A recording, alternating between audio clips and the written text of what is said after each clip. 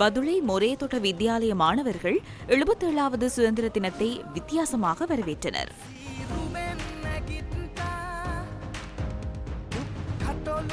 பல வருடங்களுக்கு பின்னர் கிடைக்கும் பரிசு.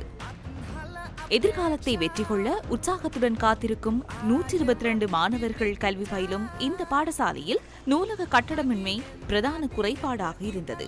இந்த பிரச்சினையை கண்டறிந்த கம்மெத்த குழாத்தினர் பாடசாலை வளாகத்தில் நூலக கட்டடத்தை நிர்மாணிப்பதற்காக இன்று அடிக்கல் நாட்டினர். இதற்கான நிதி அனுசரணையை பசான் தெவினி ஞாபகார்த்த மன்றம் வழங்கியுள்ளது.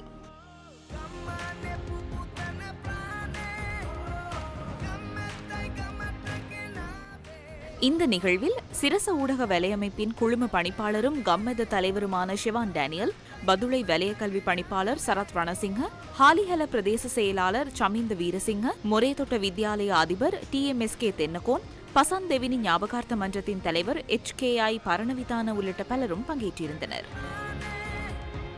விரைவில் மாணவர்களிடம் கையளிக்கப்படவுள்ள இந்த கட்டடம் மாணவர்களின் கல்விக்கு உறுதுணையாக திகழும் என்பதில் எவ்வித ஐயமும் இல்லை.